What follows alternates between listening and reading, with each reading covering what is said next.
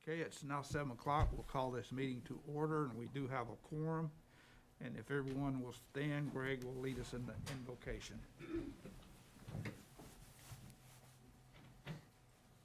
Lord, we thank you for this time here. We pray that you will guide us in all our decisions. We thank you for the blessing of allowing us to help guide this district into what we hope will be a pleasing place for you and all the citizens that live here. Guide us in our decisions, protect us on our way home, and watch after us always. We ask this in your name and our Lord Jesus Christ. Amen.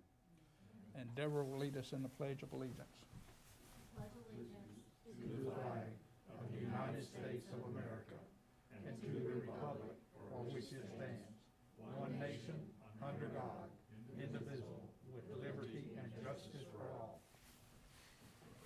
Okay. I'd like to welcome the guests that are here. Thanks, Joe, for coming.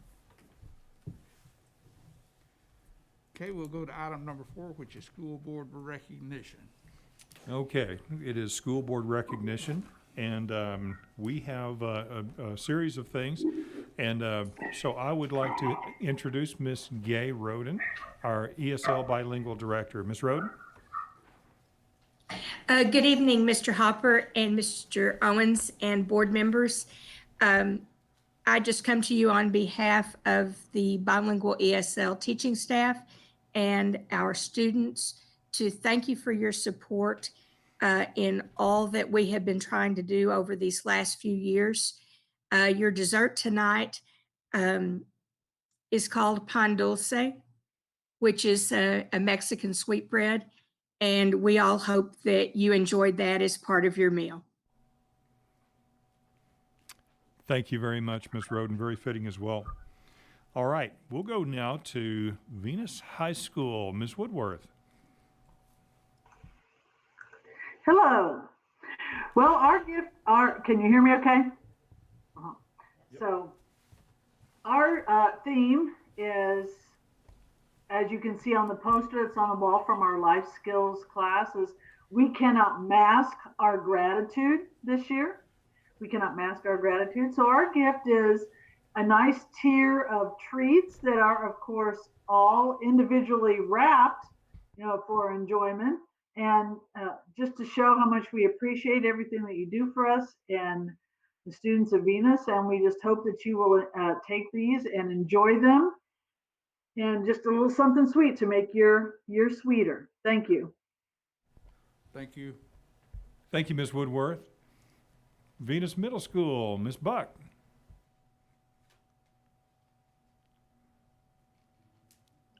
Hey guys, so to be fair and to be honest, I appreciate y'all, but none of your goodies are from me.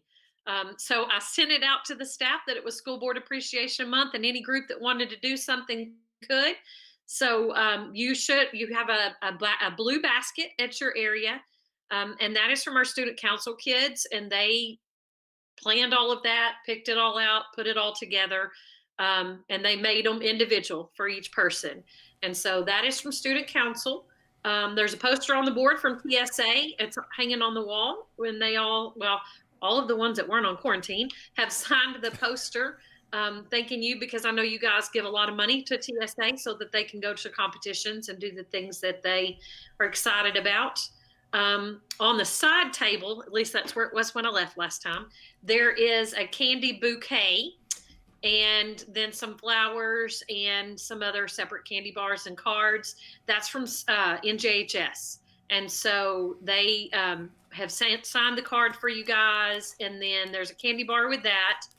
And then they want you to choose a candy bar from the bouquet. And then each one of you have one of those flowers also. In your basket, you saw you had a book. We did books last year. That's from our book club. And so in keeping with the theme, this month is Holocaust Remembrance Month. And so that's the one of the books that they're reading. And so we wanted to share that with each of you also, so you could read at the same time that the kiddos are reading that book. So that's what we did. And we appreciate everything that you guys do for us. Thank you very much, Ms. Buck. Now to Venus Elementary School and Miss Lori Box. Good evening. Can y'all hear me? Yes, ma'am. Okay, perfect. We actually did another video for you guys that included several of our kids from our campus, and Mrs. Grew has the link to that so that you guys can see it. The kids were so excited to be a part of School Board Appreciation, and the campus just appreciates everything that you do.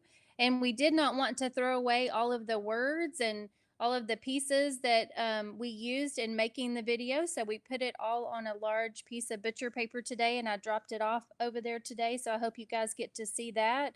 But the kids were so excited, and they know that after you guys get to see it, then we're going to show it to all the lunches so they can see themselves in the video. And they were so excited to be superstars for you guys. So I hope you guys enjoy the video.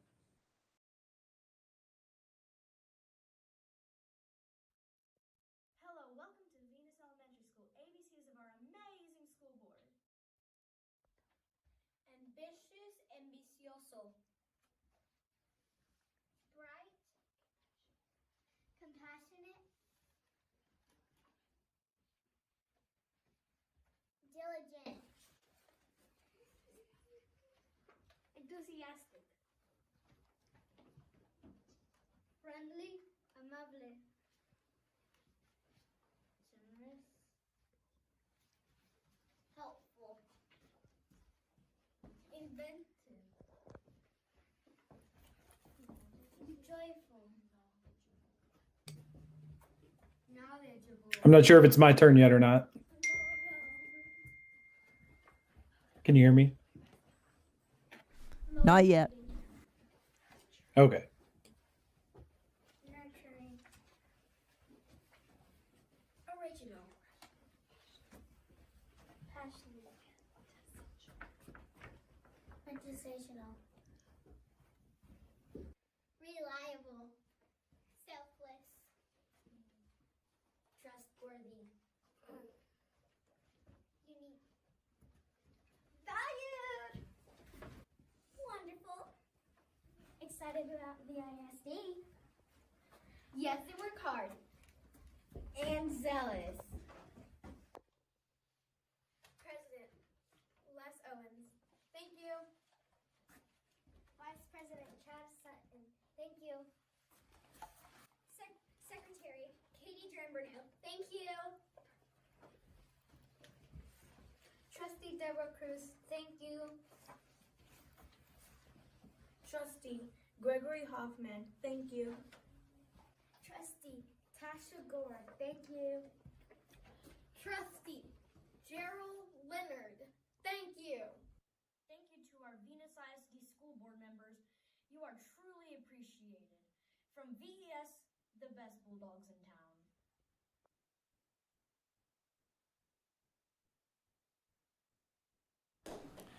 Okay, that was awesome. That was awesome. Thank you, elementary school. We'll disregard that interruption midway by Mr. Nasworth. Mr. Nasworth, are you ready? I am absolutely ready, and I apologize. It was quiet, and we couldn't see anything, so I wasn't sure if it was my turn yet or not. First of all, we definitely want to say thank you for everything that you guys do for us each and every day. When you came in tonight, you should have found a few things sitting there at your seat. There are some hand-drawn portraits in a Crayola medium that is designed especially for each one of you by some 6-year-olds in first grade. So we hope that you get a kick out of those. They did an excellent job looking at the pictures on the website and then drawing those portraits for you. And then also each year we always like to put together our big book of letters. And you can probably see the things that they're most thankful for. This year we had several of the teachers were named. The playground, of course, is always a big one. And then our big hit this year were the iPads. And being able to get those this year has really changed the way that we're presenting material, the way that we're testing our students and assessing them. And we could not have done that without your approval on those. I know that was a big chunk of money, and I want you to know that we're using those each and every day, and the kids are really loving those. And then finally, we got you one of our signature "If You Can Be Anything, Be Kind" shirts. And for the very first person that walks through the primary school building wearing that shirt, there might be a special prize for you. But again, we want to thank you all for supporting us throughout the year. And we hope that you enjoy reading all the letters from all of your biggest fans at the primary school. Thank you very much. Thank you very much, Mr. Nasworth. All right. Mr. Hopper, Yes. this is Miss Buck, and I apologize, but I forgot about the choir video. Yes, So ma'am. we also had a video for y'all from the choir. Yes, They ma'am. couldn't come sing. Well, you didn't forget. I think Mr. Nasworth interrupted. So.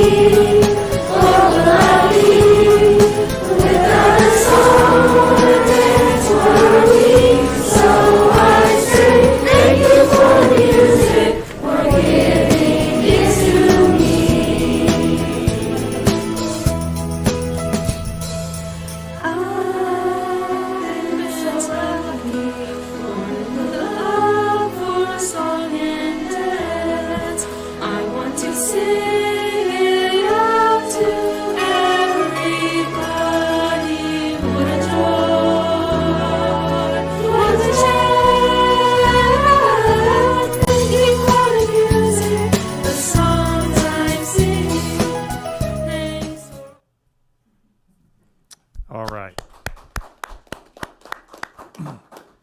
Thank you very much. You know, and and I do appreciate, I know the board very much appreciates these tokens, working for free as they do, but it's a labor of love, and I know this, working with them, and the reward is truly the success of our kids. And so we all thank the board for what they do as well.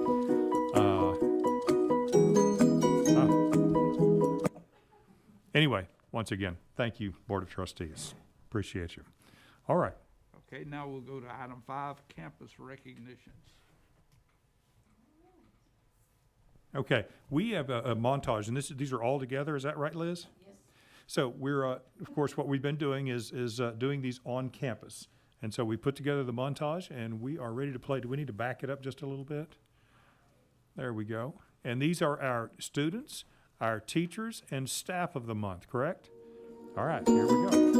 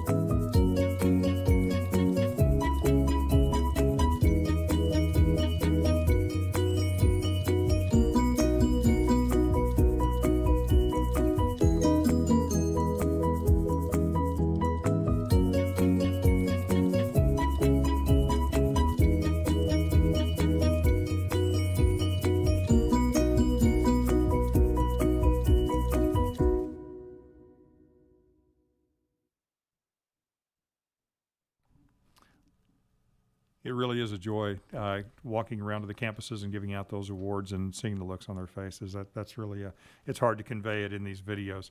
But anyway, those are proud of those students, proud of those teachers, proud of those staff members. So we'll put that on our website as well.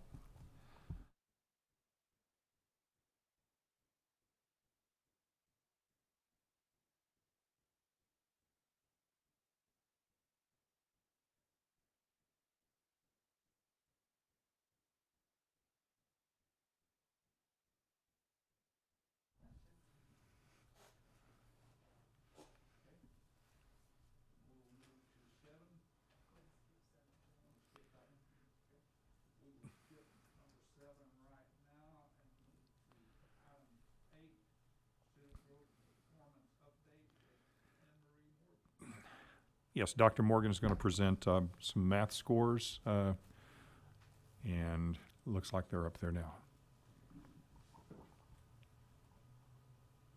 Hello. I think that was my cue. My turn. Yes, you are. Okay. And if you all are you all seeing the green slides from the report? Yes, ma'am, we are. Okay. So we're just going to talk a little bit about our current progress in math this year. And if you want to scroll down to slide 2, this is just a slide showing us what students are doing across the nation right now in math. And so this is from NWEA. They are our universal screener provider. So we just started this year taking what's called a MAP growth test, and we take that in reading and math. The graphs that you're seeing now, though, are representative of the entire nation. And so what this is showing us is the data on the COVID slide. So MAP did a study on all of the schools that took the MAP test in the fall of 2019, and then also took it in the fall of 2020. So our school is not actually represented in this data, but this is just to give you a glimpse of where we are, what the COVID gap is doing to students just across the board. So as you can see on the graph, the red bars are how students performed last fall. The blue bars are how students performed this current school year. And so in reading, everyone was very concerned that the reading gap would be big, but it's actually not. As you can see, students did about as well in reading this year as they did last year. So the COVID slide hasn't affected students' reading progress drastically. However, if you look at the right side of the screen of that slide, you can see the difference in the math scores.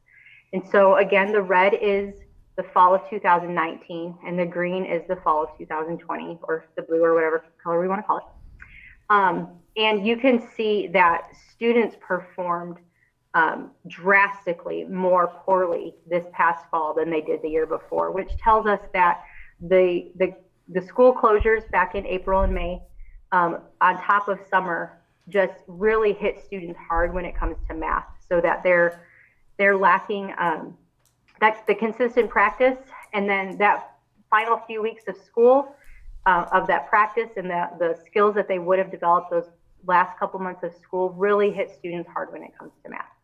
So now we're going to just go and look at our data, so you can see where we are just across the board. So we give all of our students opportunity to practice math skills in a program called Imagine Math, something that the math teachers have become very familiar with this year. And in that program, they take a benchmark every few months just to kind of a check to see where they are. And our students are growing. So what we can see here is from benchmark 1, which they took way back in August, to benchmark 2, which they took at the beginning of January. Our elementary students grew about 10%, moved into the performance level that is approaching the grade level standard. So 10% more are ready to take the STAR test than were at the beginning of the year. So that's good news. And then in the middle school, 6%. And then the numbers you see off to the side there are just a measurement of how we can look at their math score in a universal level sort of way, and that's called a quantile level. And so this is showing that on average, elementary students grew about 79 points, and middle school students grew about 19 points. And this is actually the first year that they're using quantile levels. So there remains to be seen how much or how little of a growth that is. But we'll have more on that another time. Okay, so now we're going to look at grades 3 through 8. And the reason why we're focusing on these grades, these are our STAR tested grades. So all of these grade levels, all the students in these grade levels will take a STAR test in math this year. The STAR test has not been canceled. So don't let anyone tell you that it has or that they've heard rumors that it will be. So the STAR test will happen this year. And so all of our students in 3rd through 8th grade will take a math test and a reading test. And so what you're looking at right now are 2 different graphs.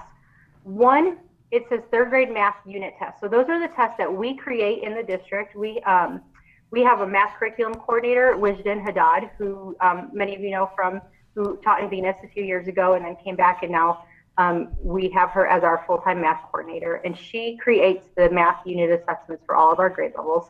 And she works with each team to make sure that teachers are teaching the content that needs to be taught for that unit, giving them strategies and tips on making sure that the students are getting what they need for each unit. And so that first graph that you see is students' performance on unit assessments from the beginning of the year until about the beginning of January. All right, so there are 3 lines on these graphs that you're looking at. The blue line is just the overall class average for that test. The green line is the average of limited English proficient students. So students who are still receiving support through the bilingual ESL program. And then the red line that kind of stretches across is the last cut score for the STAR test. Like that was the passing average. So this is not a scientifically proven predictor of how students will do on the STAR test, but I just wanted you to see where the STAR test says, like what percentage the STAR test says they have to make in order to pass, and where our students are performing on our current unit tests, which are created to be at the same level as the STAR test. All right, so what are you seeing? You see that on average, 3rd grade students are performing above that red line, which is really good news. So right now they are performing above where they need to be to meet the standard on STAR. We can also see that our students who are limited English proficient are scoring just a bit below on most of those tests. So right now that gap in 3rd grade is not very big, but we're gonna make sure that we pay attention to those students so that we can just continue to decrease that gap. And then the little graph on the right is just where 3rd grade did on that Imagine Math benchmark. And so you can see that the number of students who are on track to pass the STAR test is also growing. So in 3rd grade, it grew about 10%. All right, and then 4th grade, and all the graphs from this point on are the same. So I'll just give you a quick overview of each grade level. So 4th grade, you can see the class average, again, is above the red line, which is good. What is concerning is that the green line is below it. So our limited English proficient students, there's still a gap there between how they're performing compared to the rest of the class. And their performance is a little bit below what the passing rate for STAR might be. And so again, something that we're gonna pay very careful attention to in PLC time and work with the teachers on that. And then of course, the students who are working on in that Imagine Math program are growing a little bit at a time. And then we can move on to 5th grade. The same thing, the blue, you can see the blue line, the blue and green line kind of go a little bit above the red line, and then it dips and then it goes up. And of course, that's because each unit is a little bit different. And so some of those units may have been a little bit more challenging content than others. So you can see their last unit assessment dipped a little bit, but the next one's probably going to go right back up. And so what's encouraging here is that the gap between the green and the blue is pretty insignificant. It's right on top of each other for a lot of it. And then we can go on to middle school, where we can see 6th grade. Same thing, that blue line is above the STAR passing score, which is good. A concern, of course, is the ESL students who are performing below.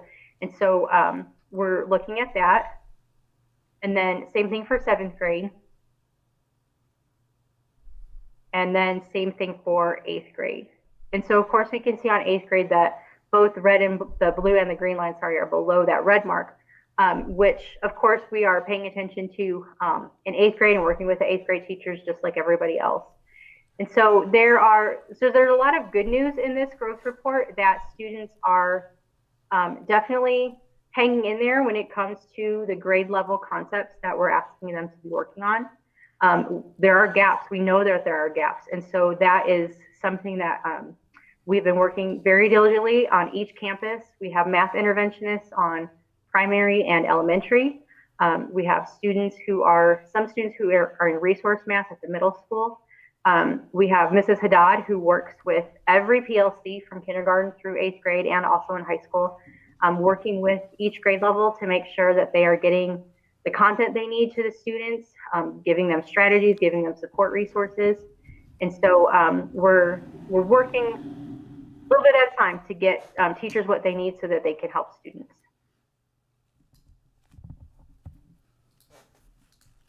Do you have any questions for Dr. Morgan?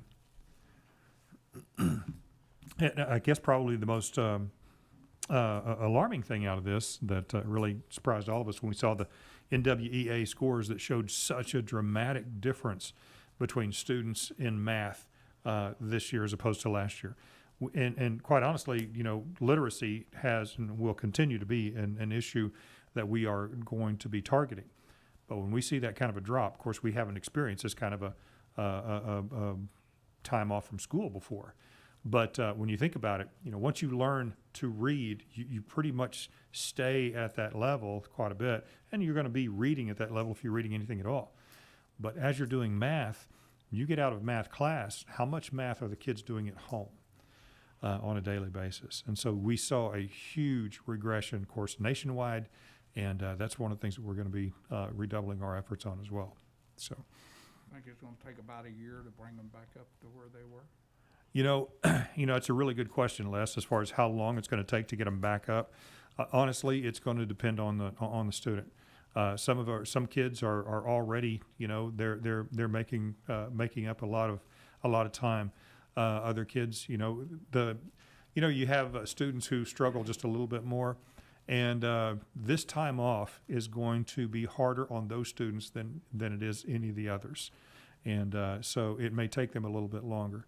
Now, we have seen routinely, unfortunately, pre-COVID, sometimes there are things that happen in kids' lives, whether it's a family tragedy or whatever it is, they can lose as much as a year at a time. We've seen that happen.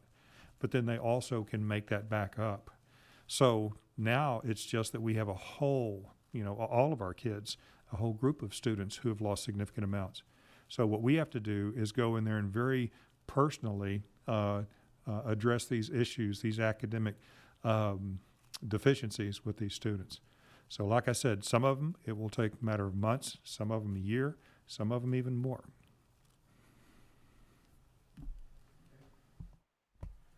If there's no more questions, thank you, Dr. Morgan. Thank you. Okay. We will go to item 9, review of policy update 116. Mr. Hopper. Policy update 116. Don't know how much you got, but it's mine's 1.5 inches thick.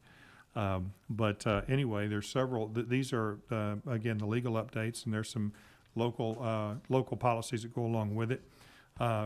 Tonight we're not voting to approve anything, which is simply a review. So there are several issues that are being addressed here. Accountability and accreditation, performance indicators. It goes right on down the list. There are 4 pages of these, and we can review any of these that you'd like to tonight.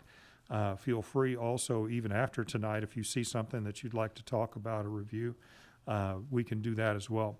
But this is a pretty big update, and basically most of it is just simply aligning policy with the legislation that's already taken place and some of the things that have been outdated. Did anybody have any questions over 116 tonight? When do we have to approve that? Sir? When do we have to approve that? We will planning to do it next month. Yes, sir. Okay. Okay, if there's no more questions, we will go to the consent agenda. Item 10, 10A, approve previous month's board meetings. 10B, approval of the order of election and notice of election for general election to be held Saturday, May 1st, 2021.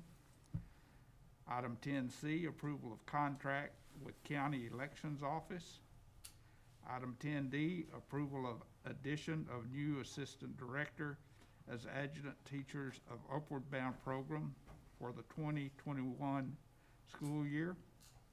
Item 10E, approve acceptance of check for Texas BEMP for the grant for the buses. Item F, approval of Lone Star Governance quarterly evaluation conducted 11/16/2020. Is there any of these you'd like to take off the consent agenda to discuss? Okay, I'd like to make a motion that we approve the consent agenda as presented. okay, we have a motion by Greg. I'll second. Second by Chad. All in favor? All in favor, none opposed, motion passes. Okay. Mr. Deaton hadn't showed up yet. Have you heard anything?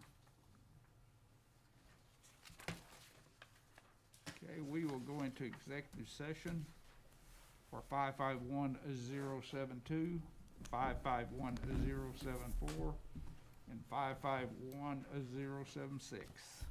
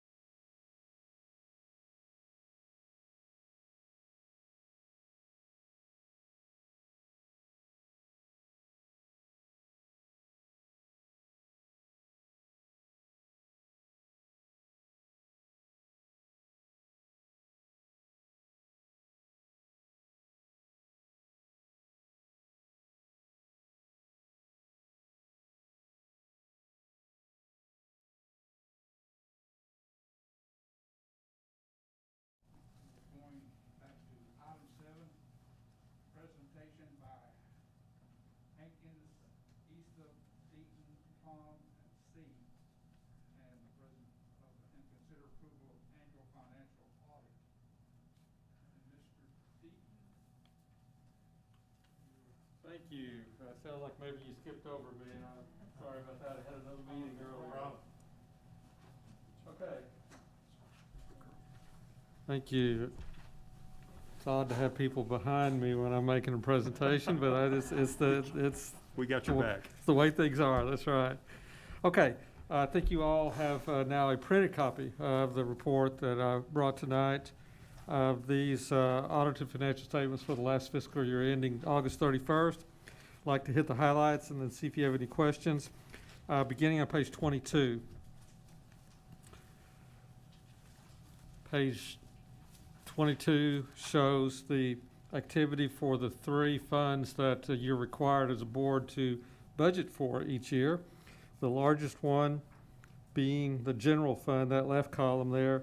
And if you follow the general fund activity down to the bottom of the column, you'll see that the fund balance decreased $3.2 million last year, from a beginning balance of 10.3 down to ending balance of about $7.1 million. The reason for that is included in that $26 million of expenditures is about $5 million of capital outlay you did last year. The largest being the $3.5 million piece of land that you bought. You bought $1 million worth of buses. You spent $500,000 to renovate the transportation facility. So you did all that without borrowing money. You used some of your fund balance reserves, which is one of the reasons fund balance is there. So even though fund balance dropped quite a bit, that $7.1 million is still 26.8% or more than 3 months worth of the $26 million that you spent last year. And again, you normally don't spend $26 million in a year. You had $5 million of basically one-time capital outlay.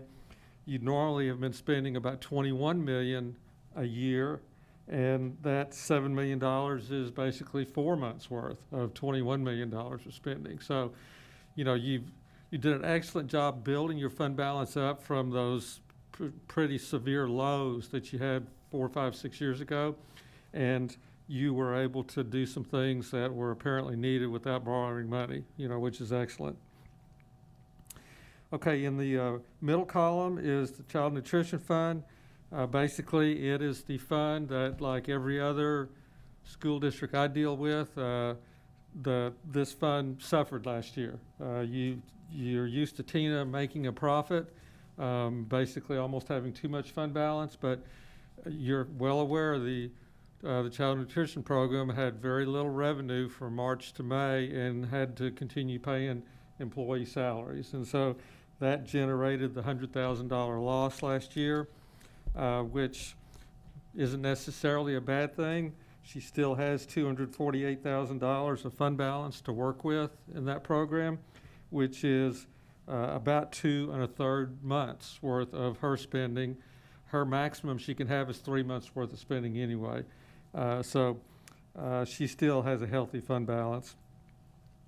The debt service fund, next in the column, collects the interest of sinking portions of your property tax assessments and pays the principal and interest payments on your bonded debt.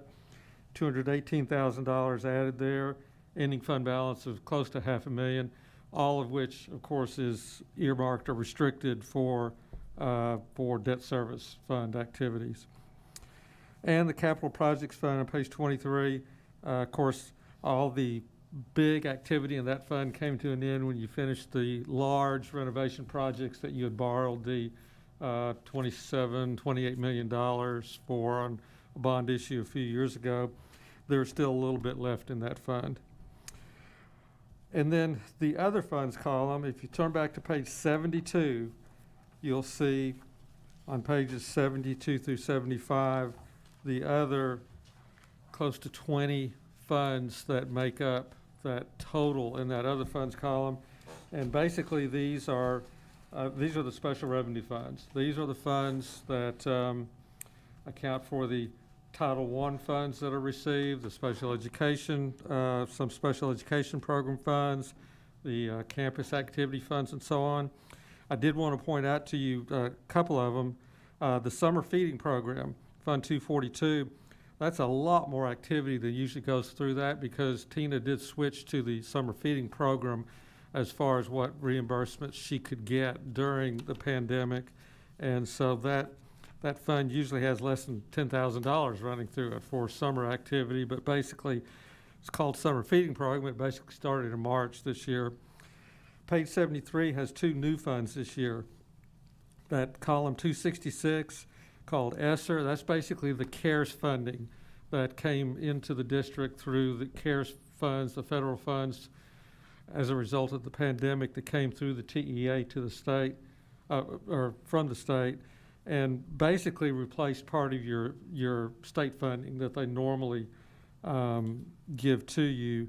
So $249,000 of payroll was transferred from the general fund to show it spent. The Instructional Continuity Fund next to it was a new grant this last year, $18,000 there. And then on page 74, there's a couple new grants as well. Every district in the state received this School Safety and Security Grant. You see $28,000 that was spent there on school safety and security costs. And this Reading Academy grant next to it was new this last year as well. So some new sources of revenue that are accounted for separately and were shown as spent. While we're back here in the back of the report, really another piece of good news on page 78 and 79, you had a really good year collecting property taxes this last year.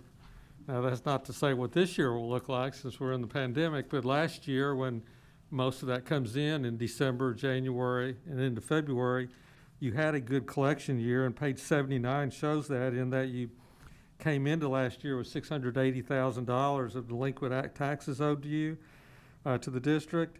On the right column, at the end of the year, that figure had only risen to 688, so it was basically virtually flat. So you had close to 100% collection rate when you take the delinquents into account that were collected during the year as well. All right, and then the rest of the report is basically just more detail that backs up a lot of those numbers. A couple other things I did want to point out on in the middle of the report in the footnotes, page 40 and 41, where the overall financial condition of the district is benefited by you not borrowing money all the time to purchase capital assets is when you look at the long-term debt on page 41 that you owe, that schedule at the top. Basically, most of that, of course, is the I guess it was a $29-30 million bond series that you sold back in 16 for the renovations at the various campuses.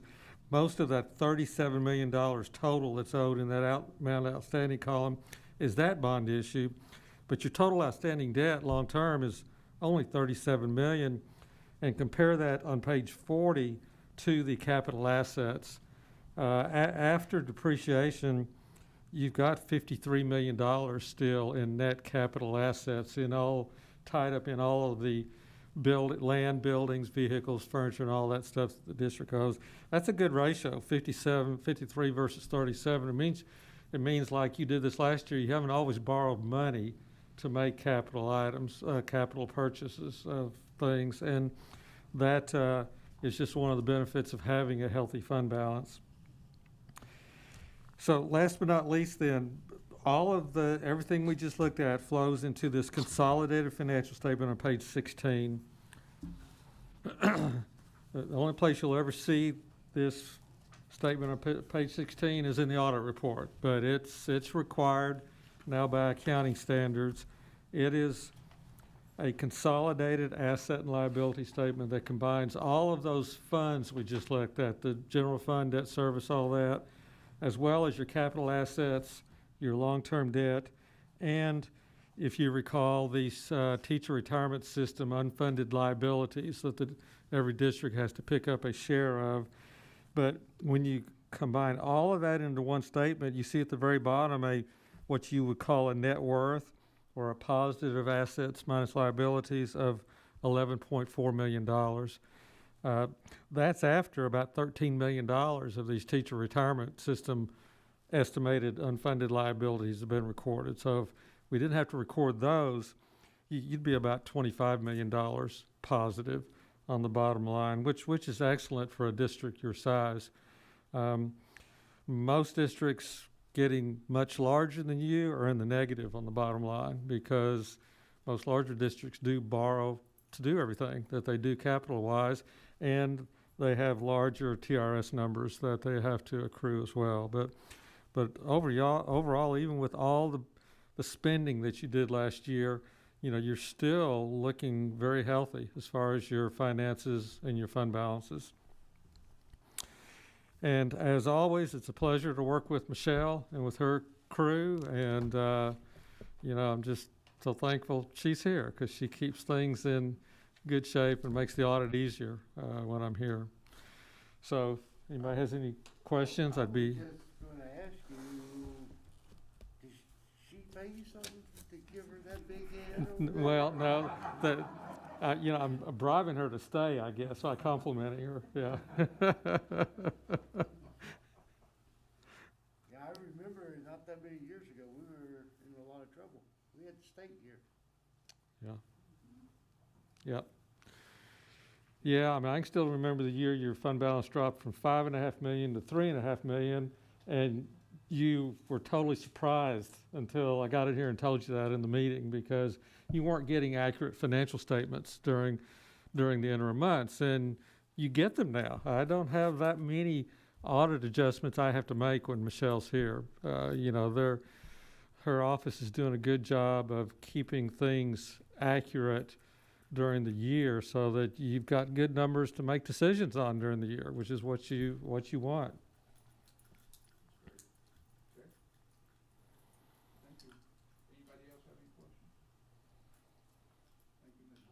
Okay.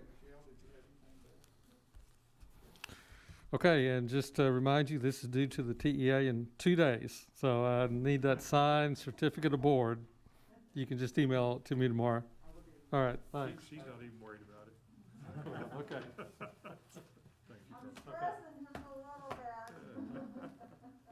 All right, thank y'all. Thank you, Thank sir. you. Okay, I'll make a motion, we approve the annual financial audit. I'll second. Motion by me, second by Chad, all in favor? All in favor, none opposed, motion passes.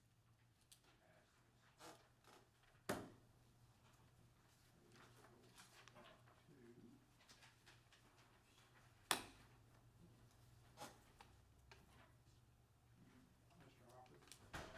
we want to do 16 with Kelly first.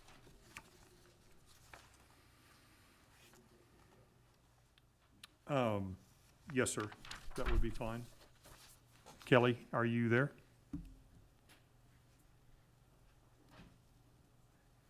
Yes, sir, I'm here. Super. We are on item number 16. Consider approval of revised resolution of the board regarding extension of time to use emergency paid sick leave for 2021 school year. Yes, basically we were having to revise this because we recently listened to a webinar that Rebecca Estrada put on. She is from Lackland ISD, and she had TASB Legal with her at the time. And they kind of dropped a bombshell on all the districts that were on the call. And one of the bombshells they dropped was anybody we sent home due to close contact, because us as a district sent them home and not our local entity, which is our mayor or health department, they were not covered by FFCRA.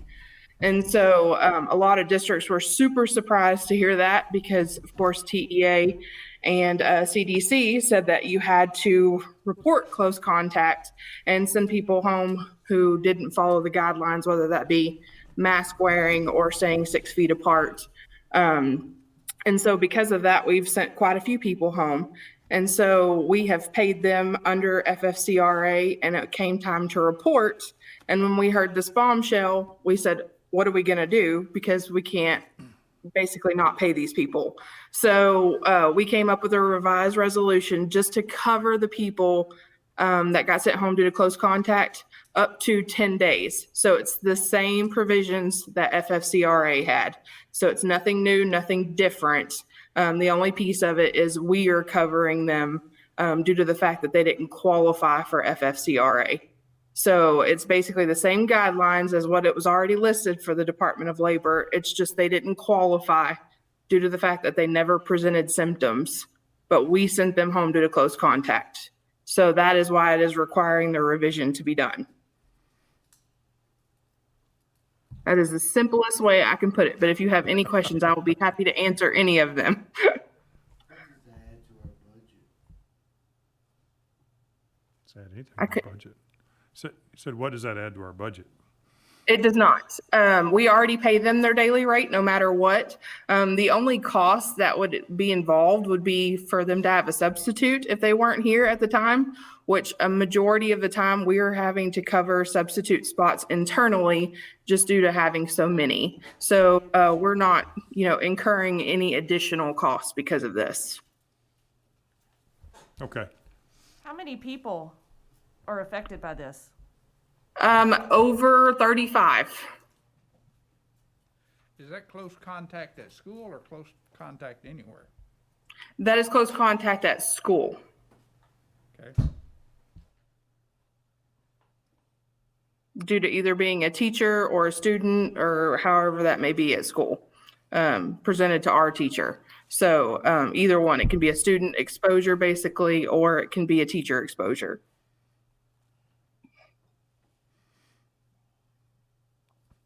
So, in other words, we had to modify this to make sure that we were in compliance, us along Correct. with a whole bunch of other districts, because it was just Yes.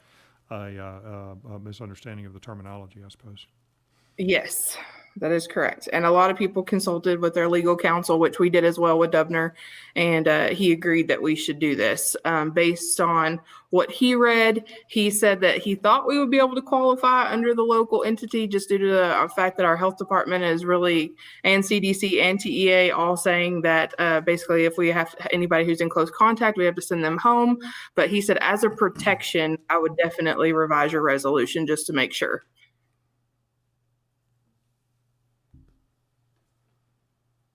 I'll make a motion to approve the revised resolution of the board regarding extension of time to use emergency paid sick leave for the 2021 school year. Have a motion by Chad, I'll second it. second by Greg. All in favor? All in favor, motion passes. Okay. Now we will go back to, thank you, Kelly. You're welcome. Thank you. Now we will go back to item 13, consider approval of Lone Star Governance Superintendent Evaluation Instrument. I'll make a motion to approve the superintendent evaluation instrument. I have a motion by Chad, I'll second. a second by Tasha. All in favor? All in favor, none opposed, motion passes. Okay, we will go to item number 14, consider approval of evaluation tool for non-certified District of Innovation teachers. Yes, we only have one, and that is Miss Sarah Dunning. She is our art teacher, and so we have her approved under the District of Innovation. And so we cannot use the T-test evaluation tool for her because she is not a certified teacher. So this is an evaluation tool that me and Miss Buck came up with in order to evaluate her since she is not a part of the T-test process. Okay, I'll make a motion to approve the evaluation tool for non-certified District of Innovation teachers. I have a motion by Chad. Second by Deborah. All in favor? All in favor, none opposed, motion passes. Okay.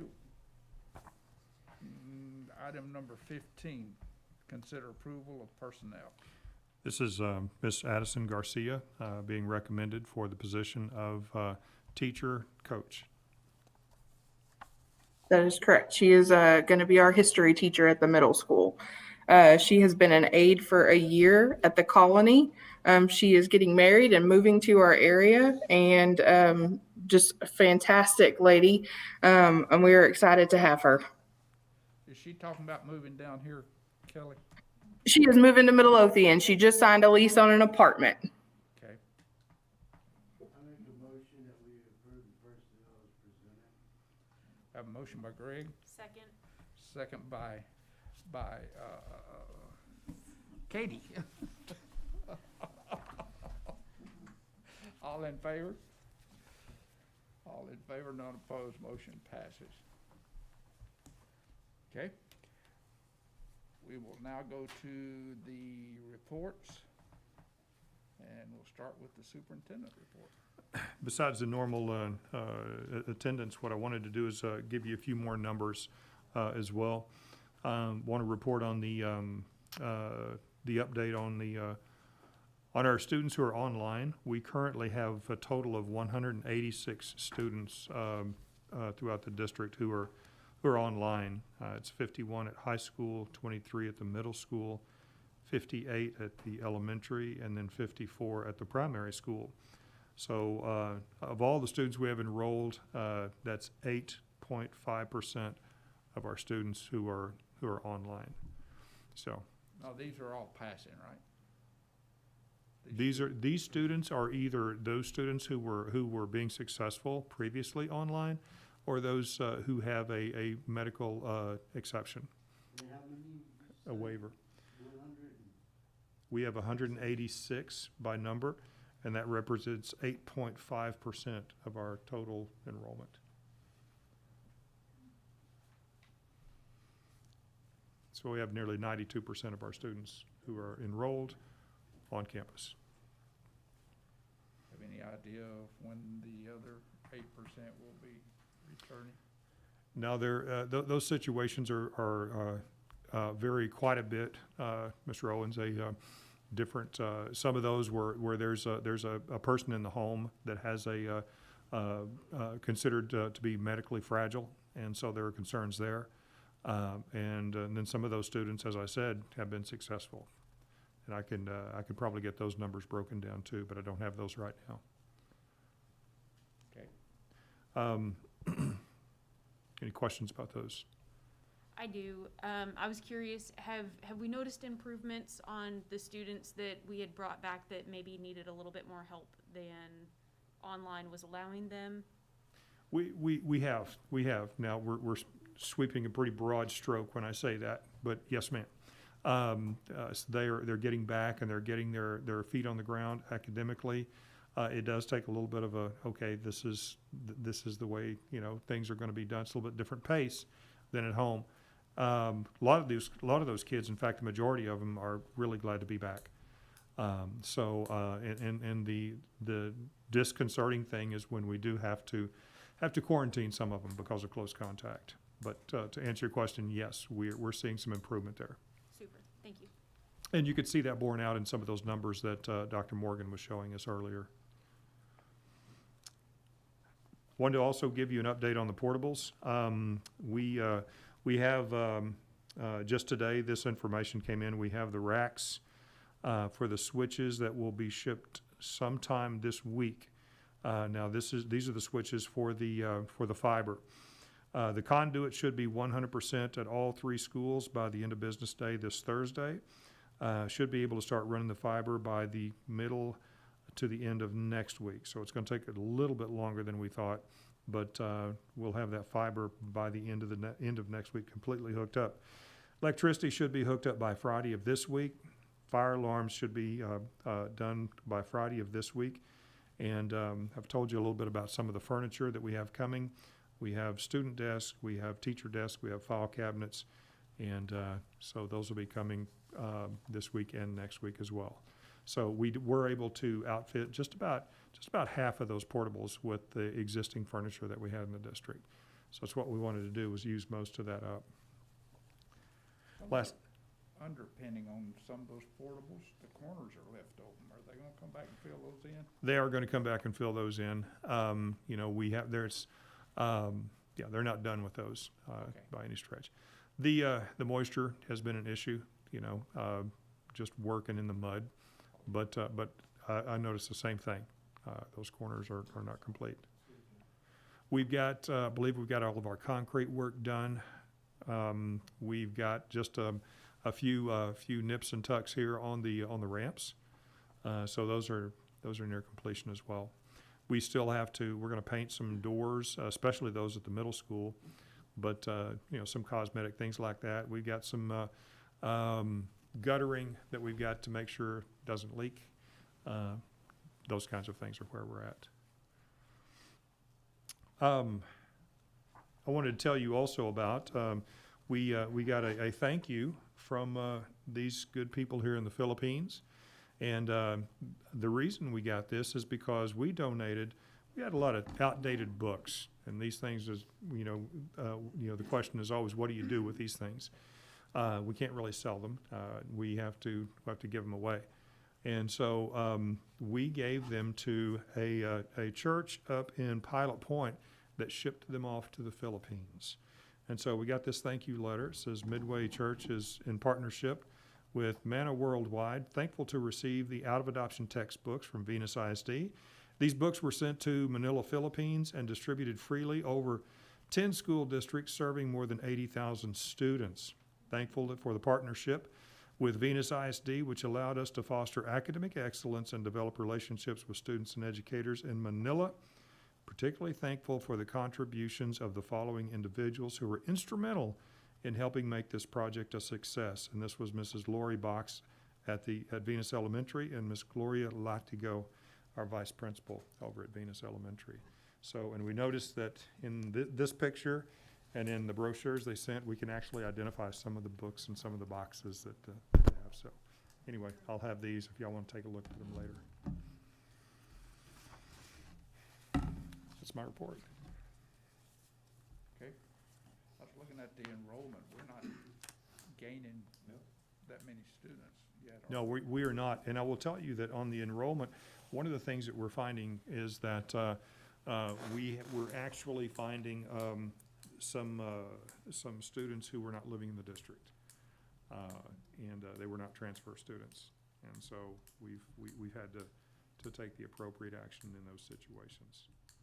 So We don't accept transfer students anymore, do we? we're not taking transfers right now because of the enrollment that's going to be coming in. Otherwise, we do generally, but this is not the time. But these are students who actually, these are situations that their home address is fabricated. And so when we find that out, then we take action on that. Like having a daycare with 5 families in it or something. Right. Well, I mean, they're not paying school taxes in Venus ISD. Right. I mean, exactly, but that's how they do it a lot of times. So take a daycare, use that as their address, and you get 5 families, same address. Yes, sir. So our folks have been very diligent about following through on those things, and that's what we're saying. Okay, do you have anything else? No, sir. Okay, thank you. We will move to item 17B, Assistant Superintendent Report. Mr. Hollis, you got something? We currently have 9 parishioners in the DAP Hilton. We've been fortunate up to this point that we've kind of kept it on the double-digit number.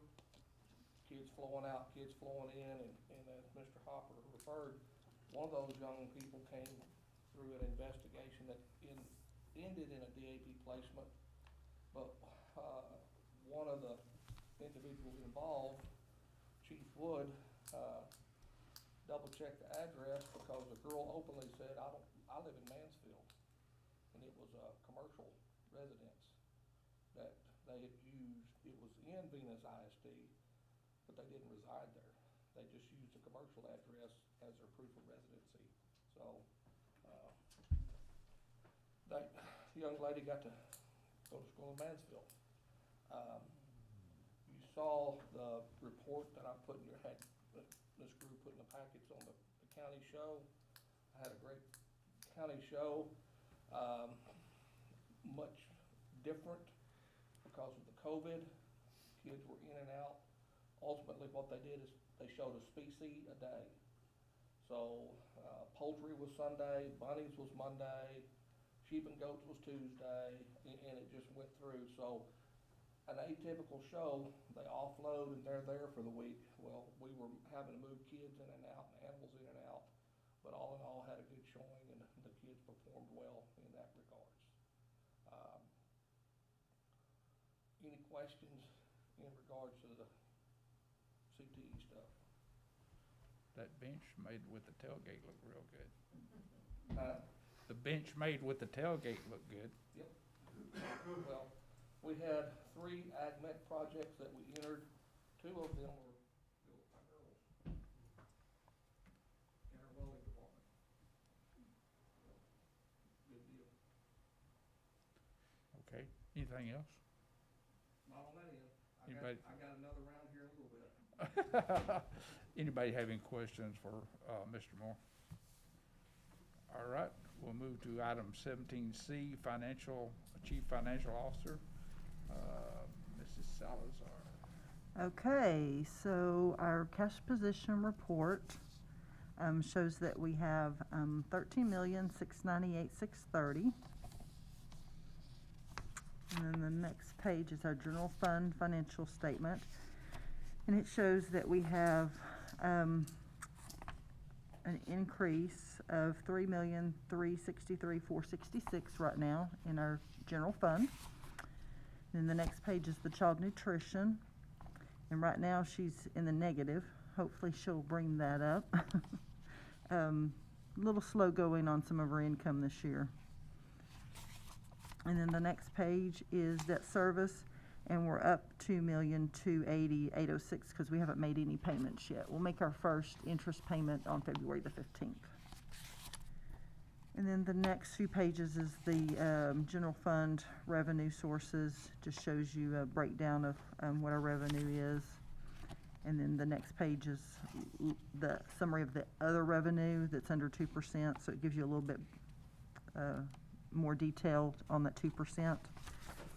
And then the next page is the expenditures, still showing instruction over 50%. And then the last page is just your differences between your revenues and expenditures. And the revenues was quite high, but we are starting to get a lot of our tax money. We got a lot in December versus in January like we normally do.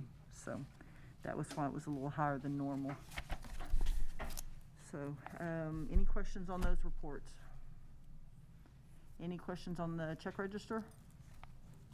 Okay, and then we've got the quarterly investment report.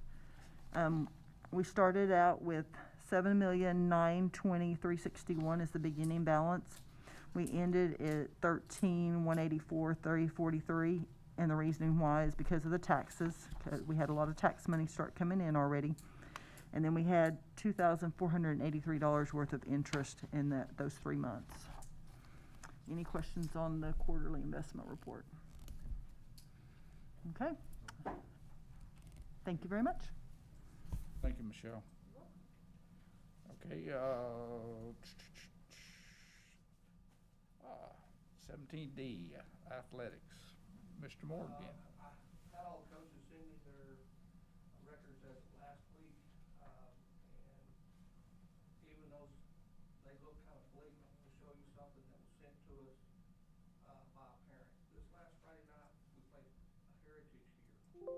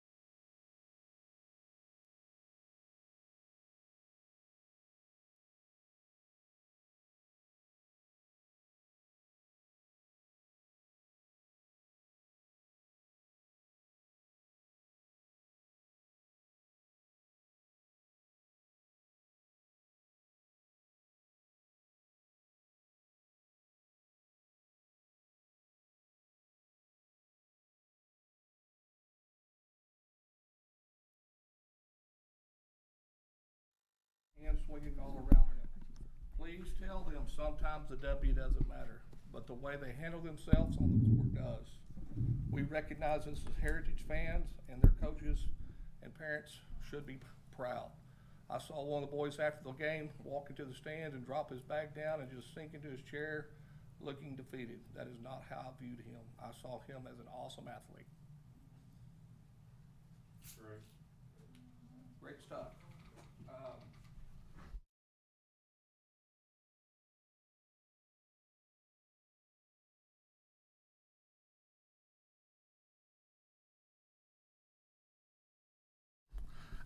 We brought powerlifting back. What has it been, 4 years since we had one, Chad? Yeah.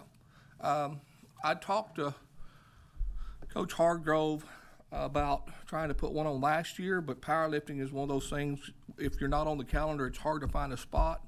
Then COVID and all this other stuff. Anyway, we got on the calendar, got a company scheduled to bring the stuff in. Had a great day. Ran much faster than what we ever thought.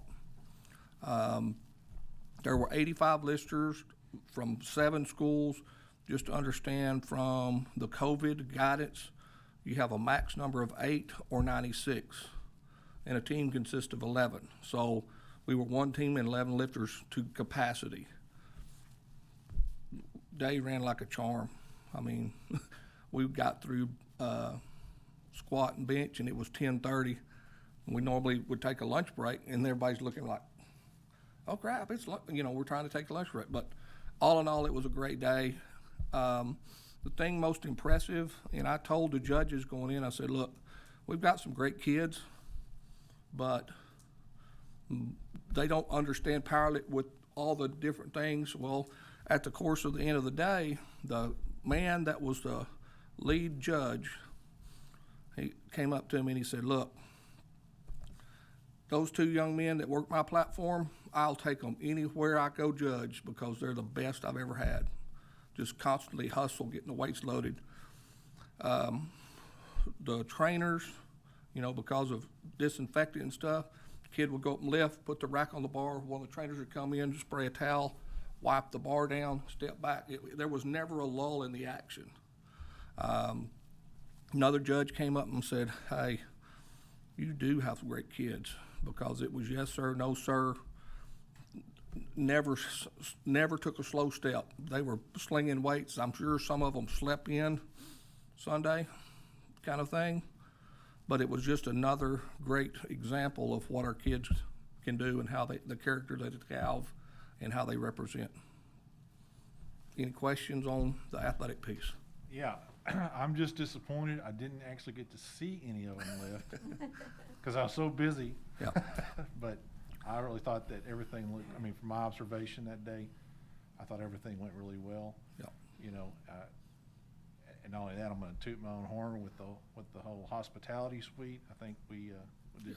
Booster Club did an outstanding job on that. Booster Club did a great job on hospitality, and as we were, we had a little coaches meeting at the end to discuss results. We had a couple of little hiccups, and I said, whatever you do, mark your calendars, because we're going to do it again the same weekend next year. And every one of them was like, we're coming back. We'll be back. Been a lot of hamburgers. Yep. That is, yep. That is for sure. That's one thing. They do eat once they get weighed in, they like to eat.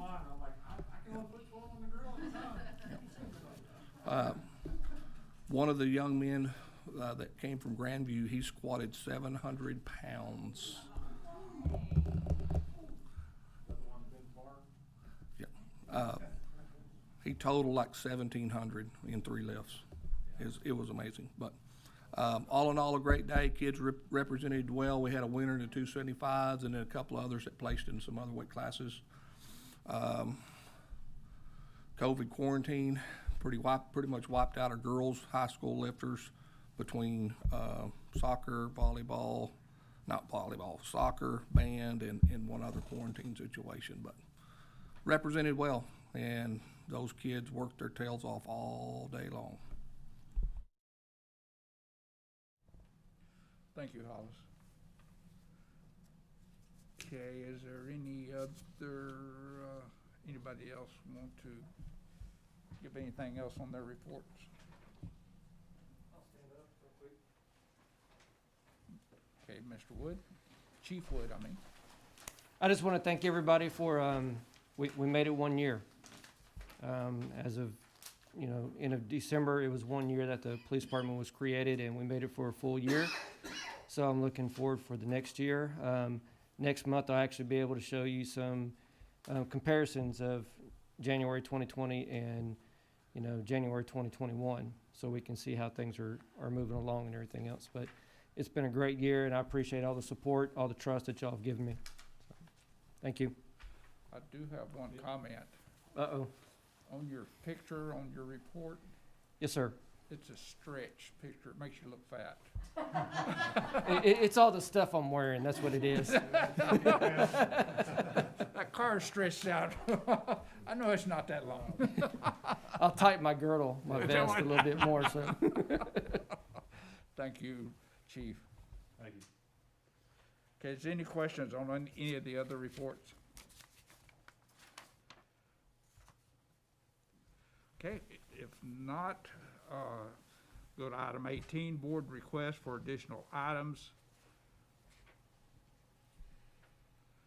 Okay, next scheduled board meeting is January the 30th, 2021, and that's a training meeting, and it starts at 8 o'clock, which is this coming Saturday. Anything before 9 means kolaches and donuts, right? I like the way you think. I already told Les I'd feed him, so we're good.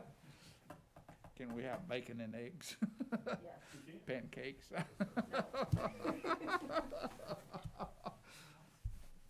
Get you busy there.